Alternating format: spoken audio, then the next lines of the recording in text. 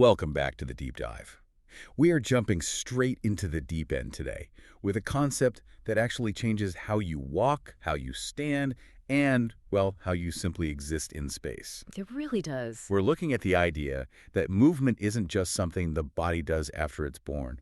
Movement is intrinsic to how the body is built. Exactly. We often have this mechanical view, right, that the skeleton is built first, like a chassis in a car factory, and then the muscles are just sort of bolted on later. Right, like an assembly line. But the reality is so much more fluid. I mean, we are building the scaffolding, the hinges, and the motors all at the exact same time in this coordinated dance that starts when you are just a microscopic tube. A tube that learns to twist. Yeah.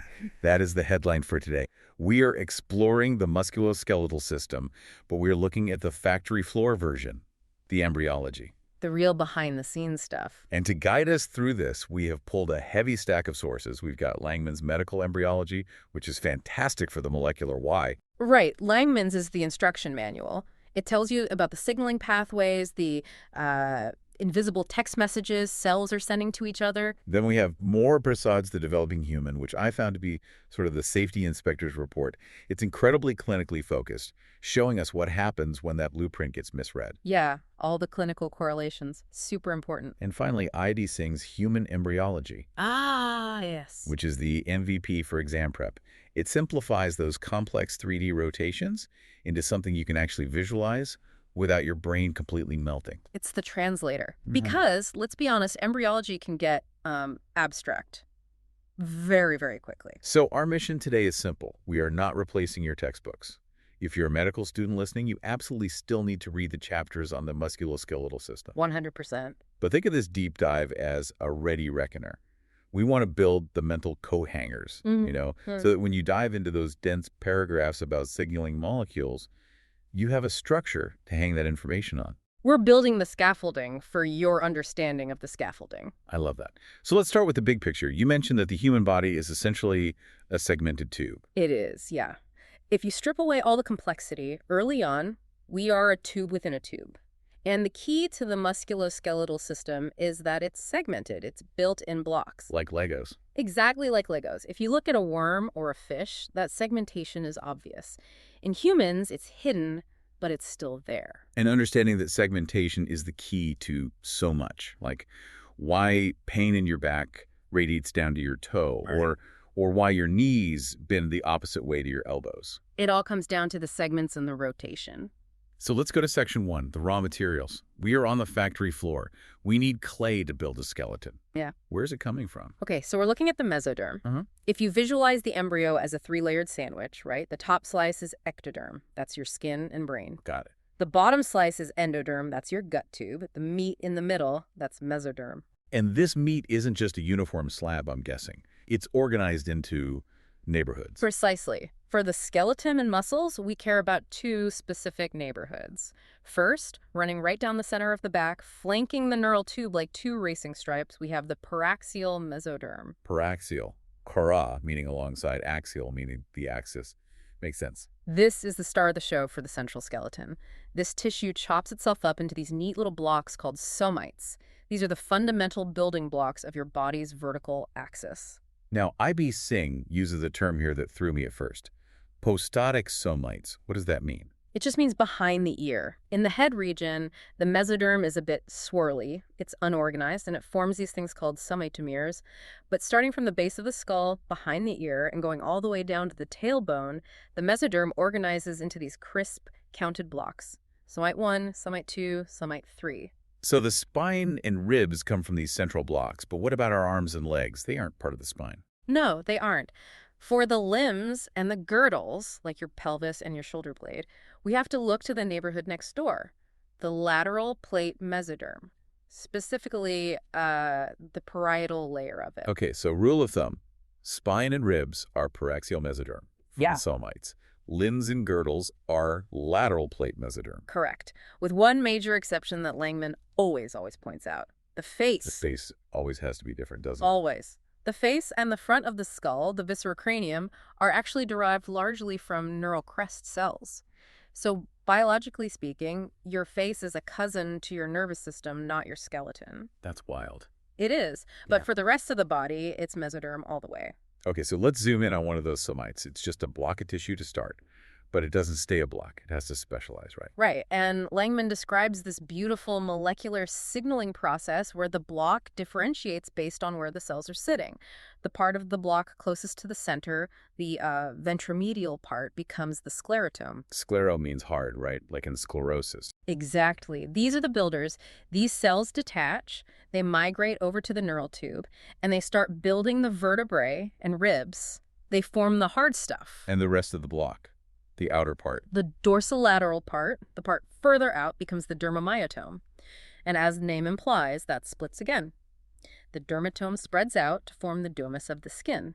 And the myotome forms the muscle. And the myotome forms the muscle. So from one single block of tissue, one somite, we get a vertebra, the model that moves it, and the skin that covers it. And this is the golden rule of embryology, isn't it? Because they all come from the same block. They are married to the same spinal nerve for life. No matter where that muscle migrates, no matter how much the skin stretches as you grow, they keep that original nerve connection. Now, this leads us to the deep dive concept for this section. The sources all call it the resegmentation of the vertebrae.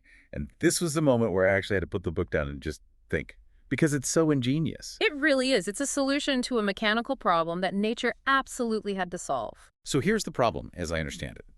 We have a block of bone, the sclerotome, and a block of muscle, the myotome, sitting right next to each other. They're aligned. Right. Imagine a single brick.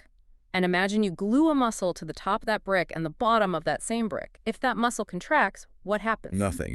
You're squeezing the brick. Exactly. You get compression, but you don't get movement. To get movement, a muscle has to span a joint. It has to connect one brick to a different brick. But initially, everything is aligned. Segment 1 equals segment 1. So the body performs this amazing move. I call it the somite shuffle. The sclerotomes, the future bones, they split in half horizontally. Okay.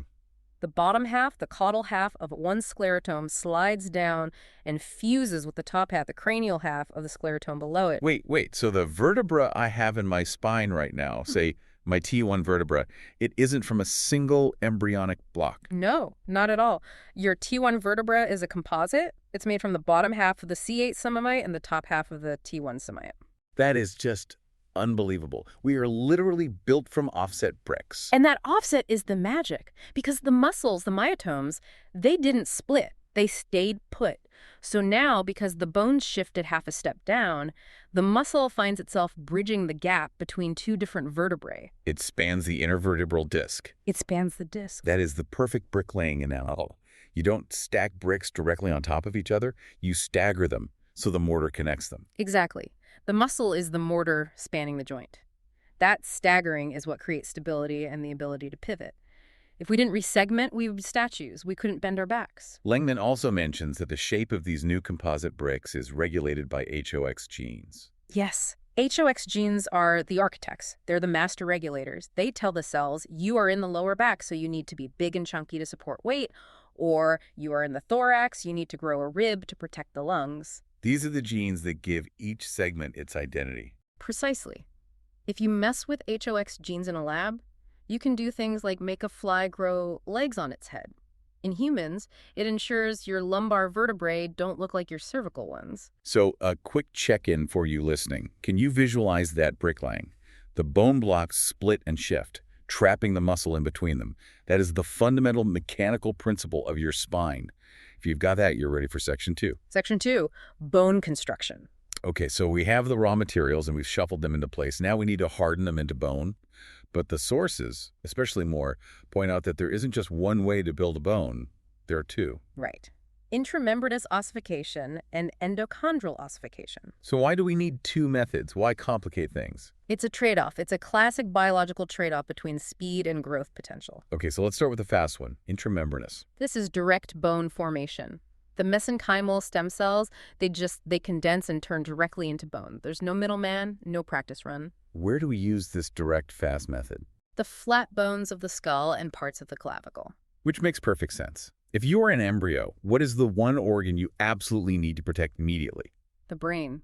You need a helmet, and you need it fast. You don't have time to build a fancy cartilage model first. You just harden the tissue directly into bone. But as Moore points out in the clinical vignettes, this helmet isn't a solid piece at birth. No, not at all. And it's a good thing, too. Picture a pediatrician examining a newborn. They gently run their fingers over the top of the baby's head.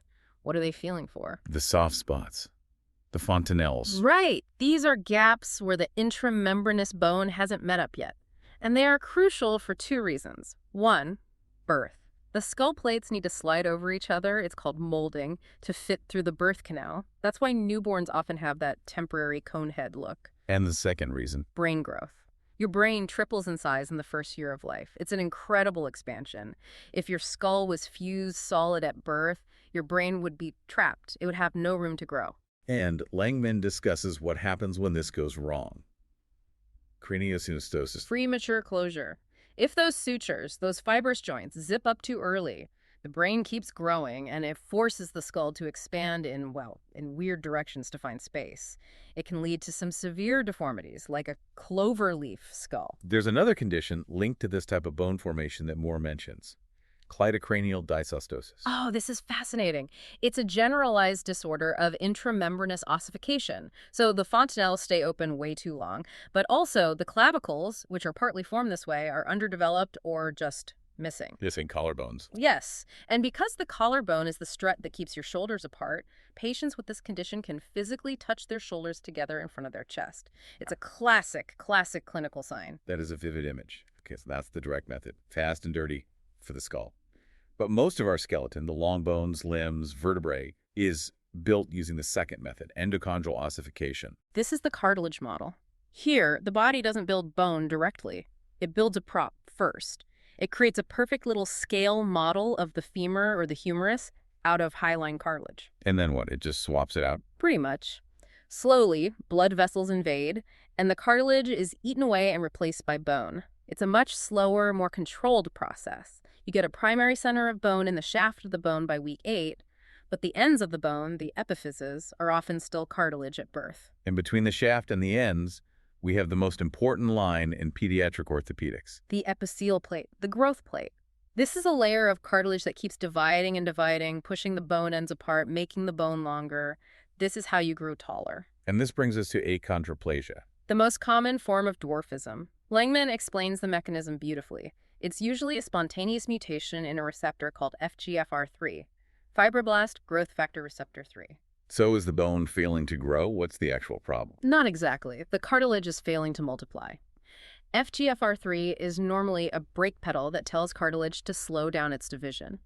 In achondroplasia, the mutation makes that brake pedal stuck to the floor. The cartilage at the growth plate just stops proliferating effectively. So the long bones can't get any longer. Exactly. This leads to what Moore calls rhizomelic shortening. That means shortening of the root of the limb, the humerus, and the femur. But notice something interesting. The head size is usually normal or even large. Oh, because the skull flap bones are built by the other method. Intramembranous ossification doesn't use a cartilage model, so it doesn't care about the cartilage brake pedal being stuck on. Exactly. The forehead, which is intramembranous, grows normally, often looking prominent, while the base of the skull, which is endochondral, is shortened. It explains the specific look of the condition perfectly. I love when the mechanism explains the appearance. It just clicks. Okay, let's move to section 3, the limb buds. We are growing arms and legs. This starts early, around day 24 for the upper limb and day 28 for the lower limb. I use the memory anchor Singh suggests here. You use your hands before your feet, so the arms are always a few days ahead of the legs in development. It's a great rule of thumb. Initially, these are just little paddles, little bugs popping out of the body wall. But they need instructions. They need a general to tell them to march forward. And that general is the AER. The apical ectodermal ridge. It's a thick ridge of skin cells, ectoderm, at the very tip of the limb bud, and it acts like a drill sergeant. It shouts chemical commands, these things called FGFs, at the cells just behind it, basically saying, keep dividing, don't settle down, grow, grow, grow. So as long as the general is shouting, the limb gets longer. Yes.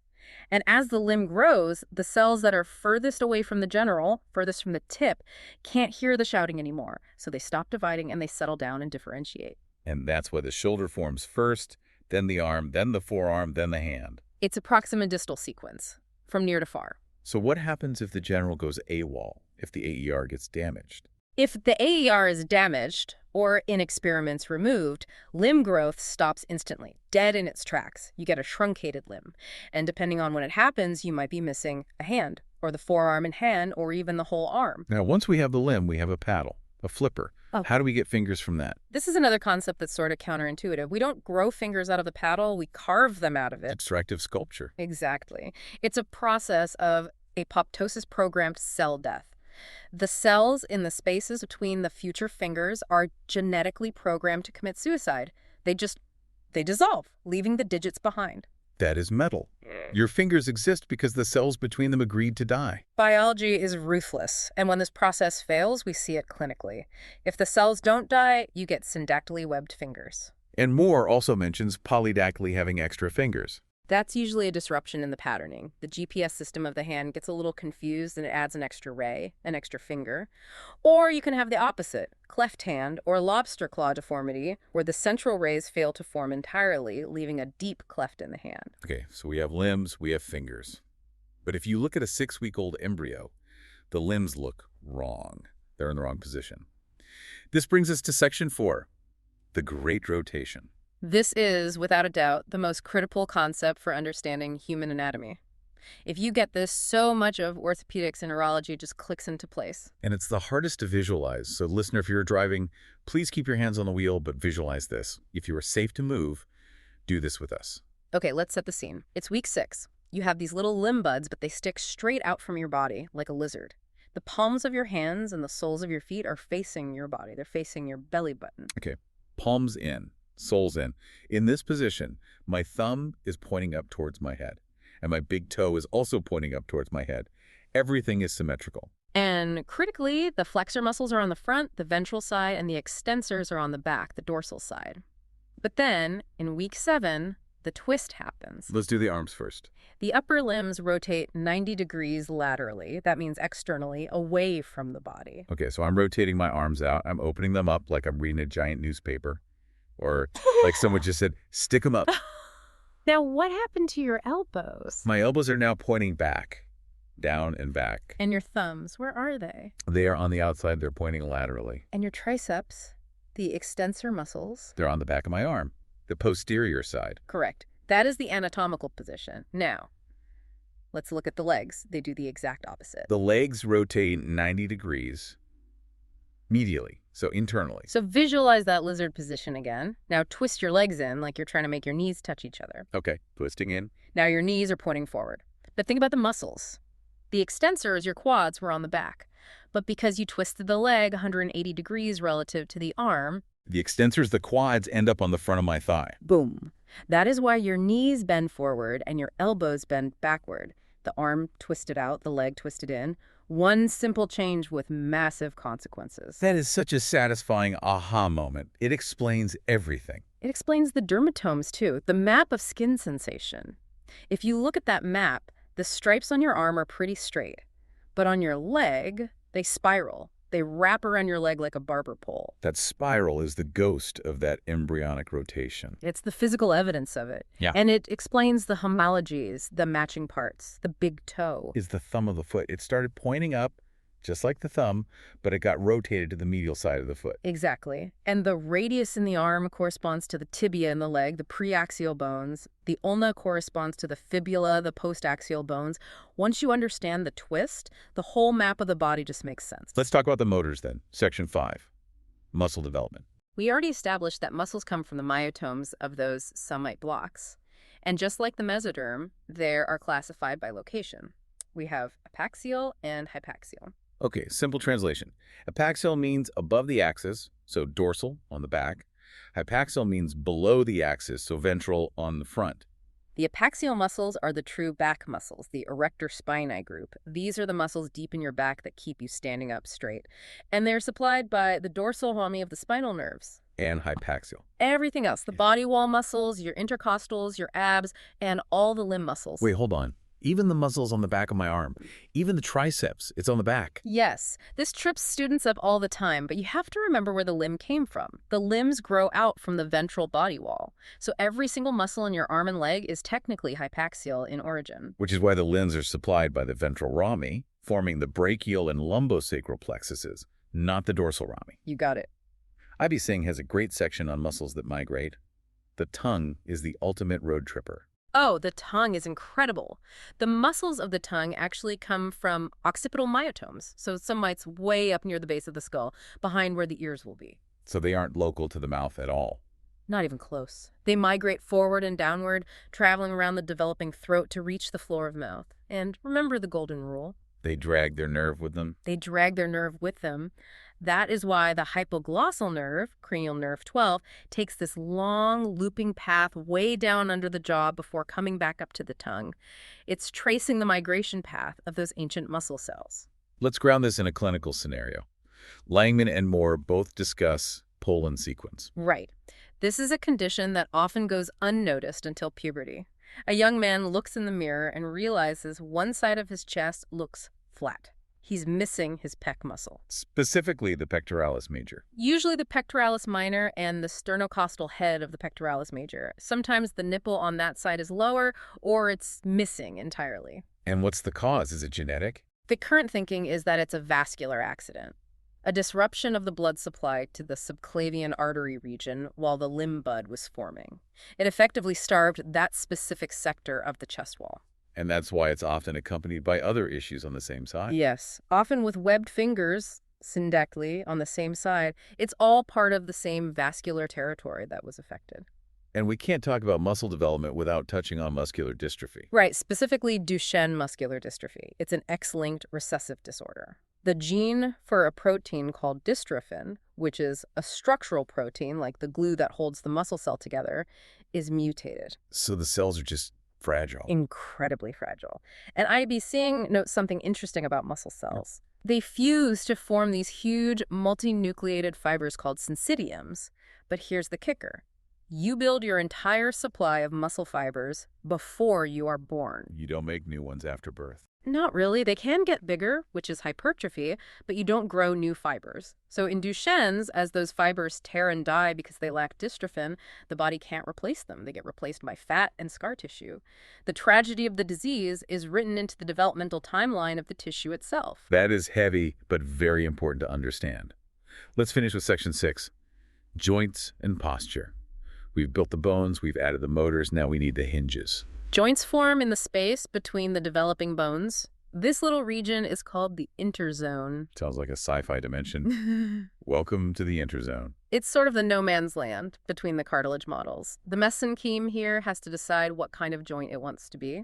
If it turns into dense fiber, you get a fibrous joint like the sutures in the skull. Okay. If it stays as cartilage, you get a cartilaginous joint like the disc in your spine. And for the big movers, the synovial joints like your knee or shoulder. For those, the cells in the center of the interzone literally disappear. They undergo a process called cavitation. They create a void, a space, which becomes a synovial cavity that will fill with fluid. The cells on the edges form the capsule and ligaments. But sometimes the joint forms, but the position is wrong. Let's talk about clubfoot. Talipes equinovarus. It's very common, about 1 in 1,000 births. The foot is just twisted. Equino means horse-like, like being on your tiptoes, and varus means turned inward. So the foot is stuck pointing down and in. Exactly. It can be genetic, but often it's mechanical. We call them packaging defects. If the uterus is too crowded or if there isn't enough amniotic fluid oligohydramnios, the foot gets pinned against the uterine wall in that position. The joint capsules and ligaments tighten up and the foot gets stuck. And finally, a condition that every parent hears about, DDH, developmental dysplasia of the hip. This is a crucial screening topic in pediatrics. The hip is a ball and socket joint. But at birth, the socket, the acetabulum, is very, very shallow. And on top of that, thanks to mom's hormones that are preparing her for birth, the baby's ligaments are very loose and stretchy. So the ball is barely sitting in the socket. It's unstable. It's very unstable. And if the baby is in a breech position buttocks first, the legs are often pushed up, which strains that joint even further. Moore emphasizes that the actual dislocation often happens after birth. Correct. This is so important. The baby is born with a dysplastic or unstable hip. But if we then swaddle the baby with their legs straight down and tight together like a little mummy, we can pop that hip right out of its shallow socket. And that's why pediatricians do those hip clicks. The Ortolani and Barlow tests. On every single newborn, they're physically testing the stability of that embryonic joint to catch it early before any damage is done. So we have built the system from scratch. We've gone from a tube to a twisting, segmented, jointed human. Let's wrap this up with our key takeaways. What should the listener log in from today? Number 1, the skeleton is a composite. It comes from 3 places. The center, your spine, from somites. The sides, your limbs, from lateral plate mesoderm. And the face, from neural crest. Number 2, the spine is a masterpiece of bricklaying. Resegmentation, that shuffle, allows muscles to bridge the gap between bones, which is what creates movement. Number 3, it's all about the rotation. Arms twist out, making your thumbs lateral. Legs twist in, making your big toes medial. This explains our posture, our dermatomes, and why we walk the way we do. And number 4, bone is built in 2 ways. Fast and direct for the skull, that's intramembranous, to protect the brain. And slow via a cartilage model for the rest of the body, that's endochondral, to allow for growth. That's the perfect summary. I want to leave the listener with a final provocative thought. We talked about how the skeleton forms in the first 8 weeks or so, but is it ever really done? That's the secret, isn't it? It's never done. The process we just described, osteoblasts building bone, osteoclasts remodeling it, that starts in the womb, but it continues until the day you die. Your skeleton is currently remodeling itself right now based on how you are sitting, the gravity pulling on you, and the exercise you do or don't do. So we're constantly rebuilding our own house. You are, quite literally, a work in progress, a slow motion state of embryology forever. I love that. So here's your call to action. Tonight, go online and Google dermatome map spiral. Look at the legs. Trace that spiral on your own thigh and realize that spiral is a map of the twist you performed when you were the size of a kidney bean. And realize that your big toe is just a thumb that decided to rotate medial instead of lateral. Thanks for diving in with us. We'll see you in the next one. See you then.